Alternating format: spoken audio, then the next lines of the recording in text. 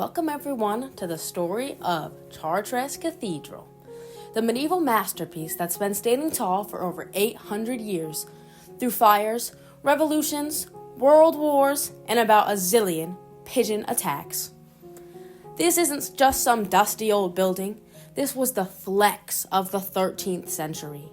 Faith, art, money, blood, sweat, and some very questionable medieval hygiene, all baked into one giant, jaw-dropping monument. Once upon a time, the people of Chartres already had a cathedral. It was nice, cute even. But in 1194, disaster struck.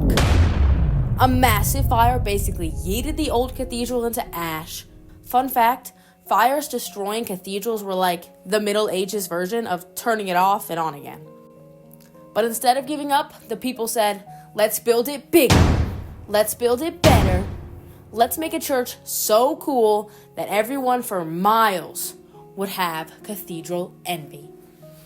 Construction started almost immediately, mostly between 1194 and 1250 in France. And hey, it's more than just a big old church. It's a time capsule of religious devotion, social teamwork, power politics, and some pretty extra stained glass. So by about 1250, the major parts were done. Medieval fast-tracking, people. Why all the effort? One word: relic. Let's start with the obvious. The building is huge. Like, make your neck hurt to look up at it huge. But more importantly, it's full of incredible visual features. And every single one means something. Chartres isn't just a church. It's a Gothic flex. Here's why. Flying buttresses? Check. Giant stone arms that literally hold up the walls so the church could have giant windows? Instead of solid stone, more light equals more God vibes. Boom. Theology meets physics. Looks cool, and it works great. Pointed arches? Check. Not just edgy, they spread the weight better than the round Roman arches. Ribbed vaults? Check. Fancy ceilings that look like spider webs, but they make the building super strong. Stained glass windows? Check, check, check. The highlight, over 150 massive windows. The light coming through them looks like heaven. Medieval people called stained glass the Bible in color, because most folks couldn't read, but they could see the stories. Special shout out to the blue virgin window. Still so blue, it almost hurts your eyes 800 years later. And check this out. The royal portal shows kings and queens of the Old Testament lined up like they're waiting for a red carpet event. This wasn't just a fashion choice. These sculptures reminded everyone that religious and royal power were one and the same. In other words, God's in charge, and then the king. So you peasant, stay in your lane. Building a giant stone skyscraper in the 1200s? Not easy. You got no power tools, there's no cranes, and no OSHA regulations. People hauled giant stones by hand, ox, and sheer stubbornness. Everyone chipped in. Rich folks donated gold, poor folks donated labor, and the town even organized massive construction festivals where whole crowds pulled stones together.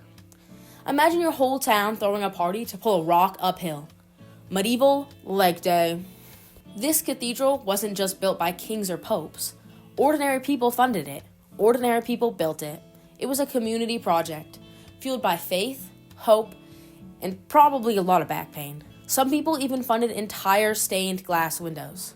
This one, paid for by shoemakers. Shout out to the original sneakerheads. Building Chartres said, hey world, look at us. We are faithful, we are rich, we are powerful. Also, we have better stained glass than you. Now why would they do that? 2 reasons. 1, showing devotion to God and the Virgin Mary, and 2, flexing a little civic pride. But let's not forgive Chartres' star attraction.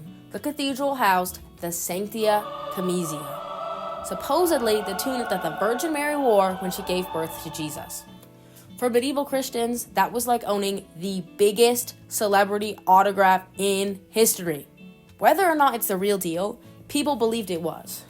Pilgrims came from all over Europe to see it, pray near it, and drop a few coins in the donation box while they were at it. As historian Stephen Murray puts it, The cult of the Virgin of Chartres was both a religious movement and a commercial engine. In short, piety meets profit. Chartres also reflects a major social shift. It wasn't just kings and popes running the show anymore. Townsfolk were organizing, fundraising, and taking pride in this massive shared project. And it wasn't just about religion.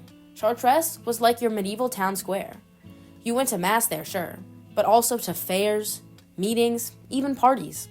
You could say it was like the original community center, just with way more incense and Latin chanting. Pilgrims traveled for weeks to see it. They bought food, souvenirs, and other less holy things along the way. Economy boosted. Merchants thriving. Chartres winning. The more pilgrims, the more cash. It's a win-win. Get your sins forgiven and stimulate the local economy. Chartres has survived everything. Fires, it rebuilt. Revolutions, it stayed. World War II? When American soldiers heard that German forces might be hiding inside, they held their attack and sent a scout instead. When they found it empty, they said, "Phew, let's not blow up 800 years of awesome history." Fun fact, Chartres was among the first places to get protected under United Nations Educational, Scientific, and Cultural Organization's World Heritage List. It's that big of a deal. Today, Chartres isn't just a tourist trap. It's a living monument of human ambition, creativity, and belief. It was a reminder that even in the 1200s, people were finding ways to build something bigger than themselves. It shows what people can build when they have a common purpose. It reminds us that beauty and faith can last for centuries. It makes you want to call your friends and be like, "Hey, want to build something legendary? Like tomorrow?" So next time you're stressed about finishing a group project, just remember, some peasants with no Wi-Fi, no Starbucks, and no bulldozers built this. If you like this trip back in time, hit that like button, subscribe, and comment your favorite Gothic feature. Stained glass, gargoyles, buttresses that fly. Next time, we're diving into why medieval manuscripts had so many bunnies with swords. You're not ready.